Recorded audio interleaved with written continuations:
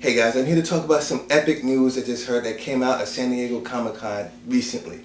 The news is that Batman will appear in Man of Steel 2 as a team up with Superman. And it's going to be directed by Zack Snyder and written by Zack Snyder along with David S. Goyer.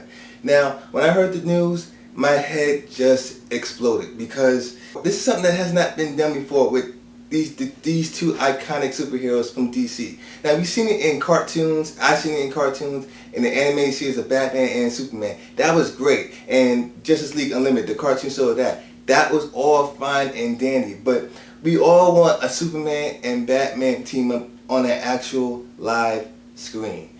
And if they can pull that off, that'd be one of the most epic things you can actually do on film. The Avengers did it with the big ensemble cast, with all the greatest superheroes they got on that team. They did it, and now DC is returning the favor, making this epic news. And also, leading up to a Justice League movie. First we had Man of Steel 2, and then leading up to a Flash movie, then leading up to a Justice League movie in 2017. So you would have Man of Steel 2 in 2015, you have a possible Flash movie in 2016, and doing a Justice League movie in 2017, which I always thought was good. At least if you start a Justice League movie in 2017, you don't have to rival Marvel's The Avengers, because at least by that time, when Marvel's Avengers franchise is ending, you have your Justice League just starting, and that way you have most of the fans on your side, and most of the attention is on your side towards the Justice League.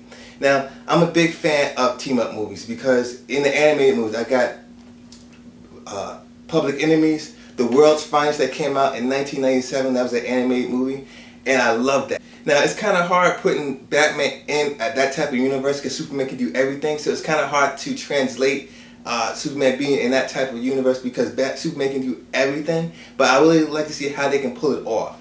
And hopefully Christopher Nolan can produce it and have some ideas for it and help them ground it in reality as much as possible, as much as you can possibly do a Batman and Superman movie.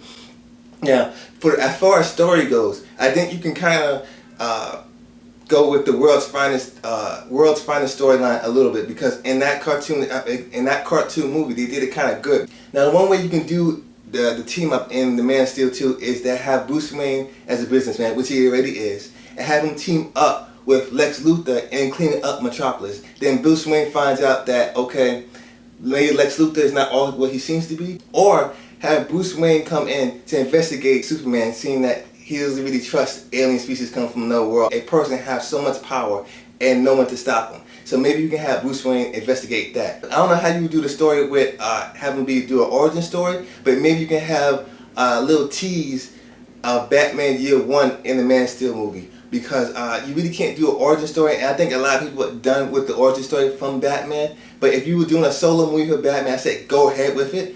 But if you do a Man of Steel movie, you really can't do an origin story for Batman unless you do it like in the beginning credits, or have him doing like a cause and effect. Superman came, now it's time for me to show my true colors and become Batman. That way I can see you can actually do it as a semi-origin story. And if you know the origin story of Bruce Wayne's parents got shot, stuff like that, maybe he's been traveling around fighting crime in his time, in his city, but not really as Batman, but really as a vigilante. Now he sees Superman doing all this type of stuff. Maybe it urges him to become Batman. That way I can see you kind of doing that type of storyline. As far as casting goes, now we all know that Christian Bale is out, so that's gone. Now for me, I think you got to go to cast a Batman / Bruce Wayne. You have to go, for me, I can't see anybody playing, in my particular mind now, playing Batman, but I have to say you got to go with the unknown for now, personally.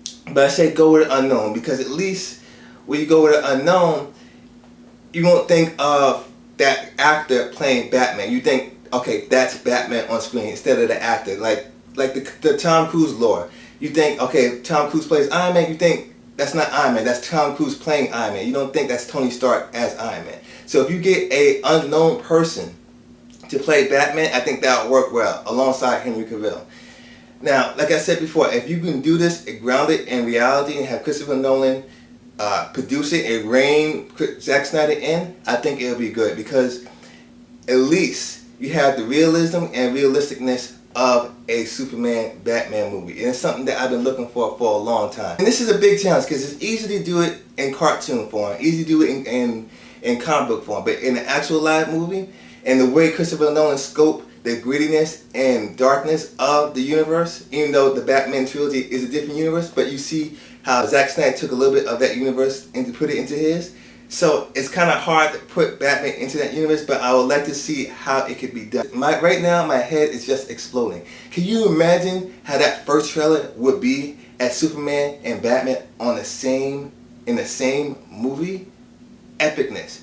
So guys, let me know what you guys think about the story. Also, let me know what you guys think of who should be casted as the next Batman. Rate, comment, and subscribe. And as always, until next time, Movie Nation.